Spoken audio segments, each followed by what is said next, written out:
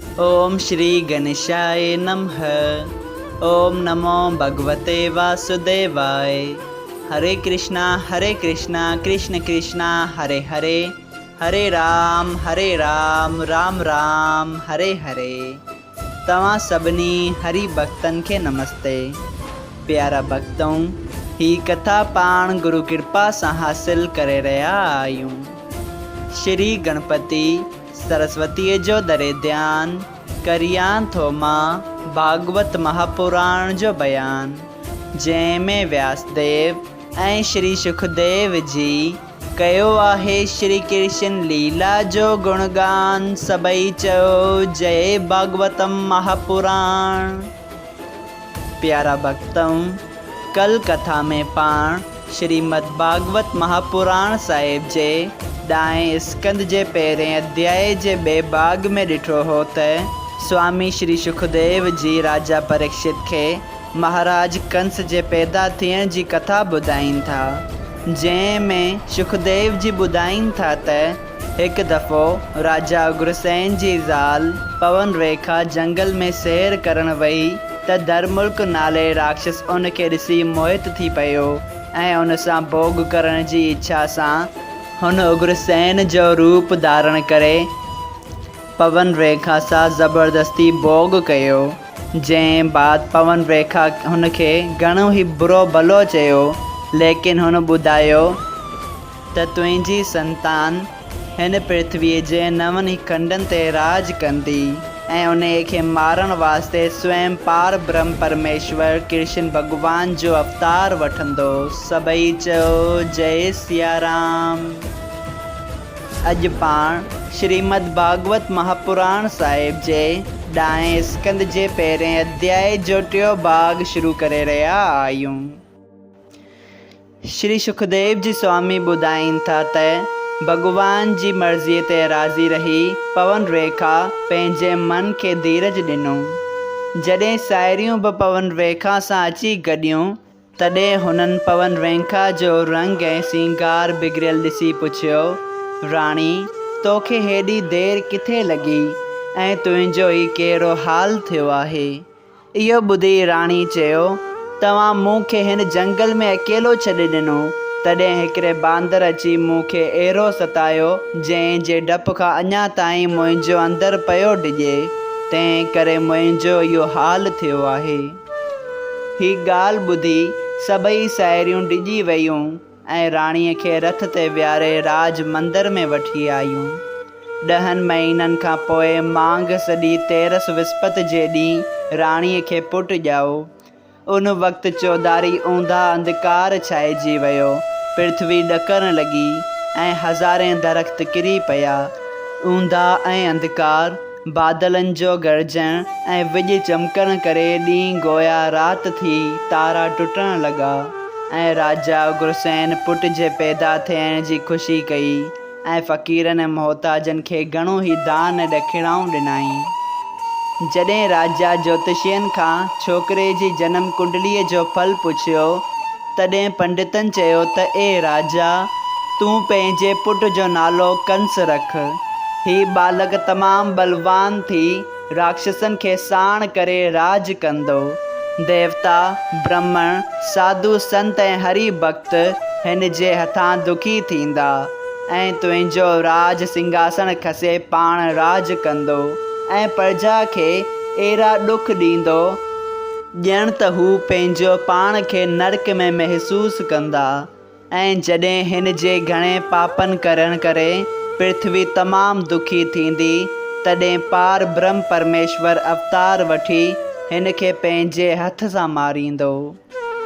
इहा ॻाल्हि ॿुधी पहिरियां ई त राजा ॾाढो उदास थियो, पर पोइ परमेश्वर जी मर्ज़ी अहिड़ी तरह सम्झी सब्र में रहियो ऐं ज्योतिषियनि जो आदर भाव करे खेनि मोकल ॾेई पुट खे पालणु लॻो। जॾहिं कंस अञा 5-6 वरियनि जो थियो, तॾहिं ही घणनि क़िस्मनि जा ज़ुल्म प्रजा ते करणु लॻो। कॾहिं मथुरावासी छोकिरनि खे ज़बरदस्ती जले जंगल में वठी वेंदो हो ऐं उन्हनि खे मारे छॾींदो हो, ऐं जेके छोकिरा खाइसि वॾा हूंदा हुआ उन्हनि जी छातीअ ते चढ़ी खेनि गोगा यानी के गलो दॿाए मारे छॾींदो हो। कॾहिं वरी छोकिरनि खे सनान वास्ते पाण सां जमुना किनारे वठी वञी उन्हनि खे पाणीअ में ॿोरींदो हो। जॾहिं अहिड़ी तरह कंस पाप करणु लॻो तॾहिं सभु मथुरावासी पंहिंजनि छोकिरनि खे घर में लिकाए रखणु लॻा ऐं सभु प्रजा हिन खां दुखी थी पाण में चवणु लॻी त ही पापी कंस शायदि राजा उग्रसेन जे ॿिज मां पैदा न थियो आहे, जो हेरे धर्मात्मा राजा जे घर पैदा थी प्रजा खे दुख थो ॾिए। जॾहिं राजा उग्रसेन पंहिंजी प्रजा जे दुखी थियण जो हाल ॿुधो तॾहिं कंस खे घणो ई छेंबी सम्झायई त ए पुट, तूं प्रजा खे दुख न ॾे। पर हू राजा जो चवण ई न मञे, वेत्र वधीक दुख प्रजा खे ॾियणु लॻो। तंहिं करे राजा ॾाढे वीचार में पइजी मन में चयो, हेरे अधर्मी पुट पैदा थियण खां त मां बिना औलाद जे चङो हुअसि, छो जो जंहिंखे कुपात्र पुट पैदा थिए थो तंहिंजो जस ऐं धर्म दुनिया में नथो रहे। अहिड़ी तरह सोच वीचार ऐं अफ़सोस करे राजा उग्रसेन पछताईंदो रहियो ऐं कंस ते संदसि कुझु बि वस न हलियसि। पोइ जॾहिं कंस 8 वरयनि जो थियो तॾहिं अकेलो मगध देश में वञी जरासंध सां, जो प्रतापी राजा हो, तंहिं सां कुश्ती विरियो ऐं जॾहिं राजा जरासंध उनखे पाण खां ज़बरदस्त सम्झियो ऐं ॼाताईं त मां उनखे लड़ाईअ में जीते न सघंदसि, तॾहिं हुन हार मञी पंहिंजूं 2 छोकिरियूं कंस खे शादी कराए ॾिनियूं, जे हू साण वठी मथुरापुरीअ में आयो। तंहिं खां पोइ हू राजा उग्रसेन पंहिंजे पीउ सां दुश्मनी करे हिन खे चवणु लॻो, तूं राम नाम छॾे मुंहिंजो नालो जप। जा ॻाल्हि ॿुधी राजा उग्रसेन चयो, मुंहिंजा कम पूरा करण वारो श्री राम जी आहे, जे मां उनजो सुमरण छॾे ॾियां त कहिड़ी तरह पार लंघींदसि। इहा ॻाल्हि ॿुधी कंस कावड़जी राजा उग्रसेन खे राज गद्दीअ तां हेठि किराए विधो ऐं पाण राज सिंघासन ते वेही राजकाज करणु लॻो ऐं पंहिंजे राज में ही ढिंढोरो घुमायईं त को बि आदमी परमेश्वर जो नालो न वठे ऐं न को यज्ञ होम दान धर्म ऐं तप जप वग़ैरह परमेश्वर जो करे। जेको मुंहिंजो इहो हुकुम न मञींदो तंहिंखे मां नास करे छॾींदसि। उन ढिंढोरे घुमाइण सां उन जे राज में सभु चङा कर्म बंदि थी विया ऐं पाण गऊ ब्राह्मण ऐं हरि भक्तनि खे दुख ॾियणु लॻो।